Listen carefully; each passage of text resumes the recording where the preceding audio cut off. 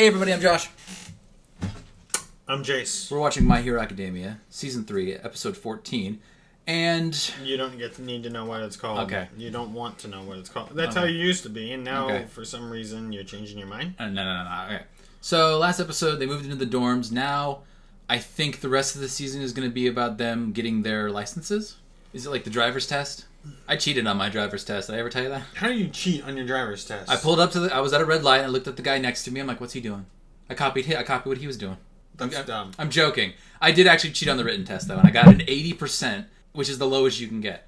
Literally, I was in line, and there was like one guy grading the tests, and he was just there was just a line. And while you get closer, you can see the answer key right there, so I changed some of my answers. You know, eventually, legally they just have to do that, but it's mostly common sense, honestly. Yeah. Both the written and the driving test, I passed with an 80%, which is the lowest you can get. So, I mean, what's a hero test like, really? This person is dying. Save them. Uh-oh, you failed. They died. It's like... You're like, that's Call it. morbid. Call it. So the more people fail, the more people die? You're like, yep. It's like that scene from The Office where they're pouring So you're going to have CPR on people the dummy. die. So you put people in perilous situations just so we can pass the test. I'm pretty sure they'll use, like, dummies or something. No, I'm saying it would be... Sacks of flour. I'm saying for the purposes of this being a show, it would be a lot funnier if they used real people. All right, let's Imagine the lawsuits. Oh, God. I mean, they have giant robots. Why don't they just make robots that just, like, save me, save me. All right. Oh, wait. Patreon's a thing. Patreon is a thing. It's going to be like that test from Sky High. Remember that shit? Actually, no, that was in the first season when they paired up and fought each other as heroes and villains. That's exactly what it was in Sky High. All right, let's do it.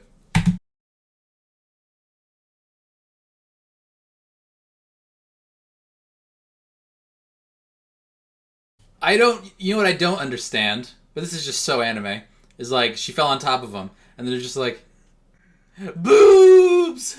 It's not like she was wearing a bikini top, which, I mean, in anime, that is the thing. They're just characters who will just wear that shit. There's a tank top with a lot of this. What are you talking about? There was not a lot of that. There was. In the angle, yeah. I feel like if Deku didn't inherit One for All, then he could have gone the same route as Hatsume. I think it's kind of endearing how self-centered she is. Like, I don't remember any of your names. I'm Tenya Ito, the one you treated as a walking advertisement during the UA Sports Festival. Never heard of you. Doesn't ring a bell. She just makes shits that blows up. She almost Justin Hammered Deku. You remember in the second Iron Man movie? I know. Could Bakugo always do that? He actually like fired something out of his hand, like from a distance. He bop bop from a single point in his hand. I didn't know he could like reach out like that, but maybe I was wrong. But you know, by firing from a concentrated point, it reaches out farther. That is true. Yeah. The square. He's also like funneling it. You know what that is, right? What? He's like it funneling it too. What is that law? Because I don't really. I'm trying to think of Bakugo's range. Usually he uses his mobility to getting close and then he just blasts you. I think that's called the square cube law. Fucking Mineta. Even when he's not being a pervert, he's still douchey. He's like, your costume's so boring. It's like, look at you, little fucking diaper baby with your stupid ass cape. You know what Mineta's cape looks like?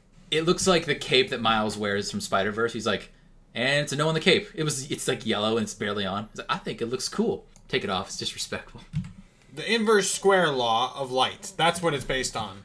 Oh my god. I came here to watch this boy break his bones. I didn't come here for a physics lesson. What do you think? Here's what it is, basically. If I were to shine a light, right, let's say my hand is right here, I'm shining a light on it. Mm-hmm. It's going to appear a lot brighter. But if I point it far away, the light is more spread out, and it's not going to show up as bright. Yeah, that makes sense. So by concentrating it from a further point, you get a further distance. Okay. All of it is only concentrated in one direction. They still kind of forget to acknowledge one thing. He's wearing gloves. What's your point? Bakugo's quirk is that he sweats nitroglycerin from his hands. You think those gloves are not designed in a way? They don't say that. Oh yeah, they don't say that. Sure. I mean, with all the talking in anime, you'd think they'd be able to explain this shit. Oh, but dude, let's talk about something.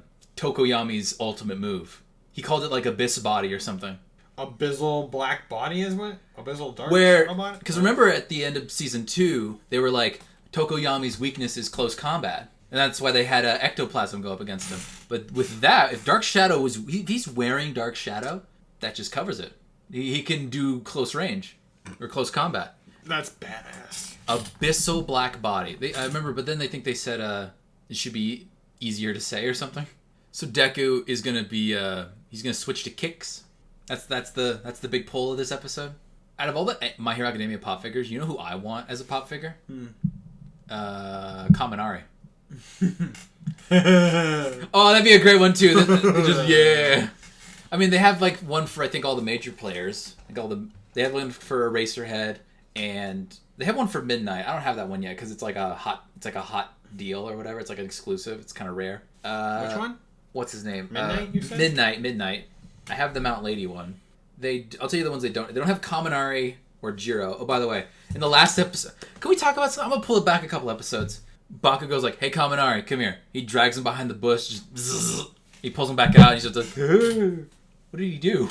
What the fuck did Bakugo do to him? I thought he mugged him. Like he just straight up took his money. But no, that's not. He's like, I withdrew this because I think maybe he asked Kaminari about how much it was to pay him back. I don't know. But I hear that people ship Kaminari with the earphone girl because I think she finds it the funniest when he's like that. Just I want to know what this test is. Oh yeah, that opening. Like, oh, I like the part where in the opening where they're all running past him. You see like their feet, and then Deku's like he's not really going, but then All Might pushes him, and when the hand that pushes him, it's like big All Might, right?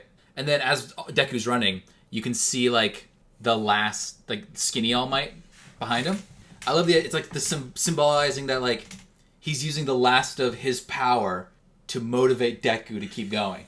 Yeah, I love the symbolism. And then there's like a part where Bakugo's like, did you see that? Like he's fighting like a giant glowing booger. When was? Oh, that was in the intro. In the opening, he's like fighting like some giant green glob thing, and then he's running and he's like dodging. Like it looks like somebody's throwing like balls of like pink slime at him or something, and he's dodging. Yeah, like it looks like someone's shooting like globs of slime at him.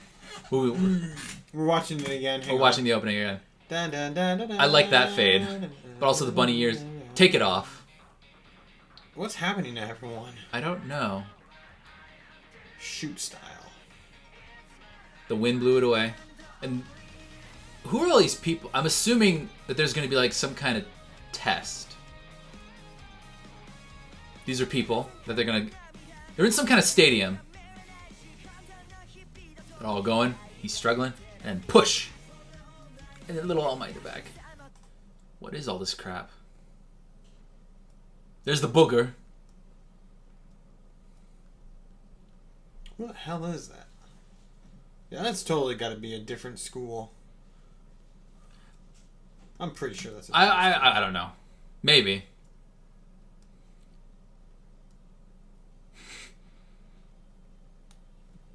Someone's shooting like pink slime at Deku or some shit. Endeavor. Totoro. Oh yeah, and Gang Orcas. Hey.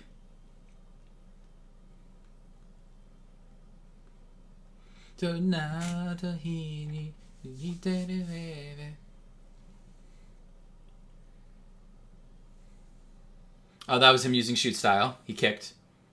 Oh, look at that. Why is it called shoot style? Best girl taking front and center. I didn't realize that. I don't understand why they're calling it shoot style, though. I don't know. They just make shit up. Alright. You got anything else to say? Oh my god. Best girl taking center stage in the opening at the end there. Who's the MVP? MVP of this episode? Hatsume. I mean, just real quick, I'm going to look up Power Loader's quirk just because I don't remember what it was. He's like the guy who dresses up like a bulldozer. He's shorter than I thought he was. I think he's the teacher of the support course, specifically. I mean, because based on like what he was doing, I'd imagine that was the case. His quirk is called Iron Claws. Oh, that's it. That explains why he's digging so good. He's got really good fingers. Yeah. Yeah. I just tapped on the name of the quirk. Oh, one second. Power Loader's fingers end in metallic claws, which he uses to burrow himself underground like a mole. So it's a mutant quirk? Like a ground dragon. His quirk is mole, basically. His quirk is mole. I got nothing left to say. Hope you guys enjoyed the video. I'm Josh. I'm Jace. Patreon is a thing. Patreon is a thing. We'll see you guys in the next video.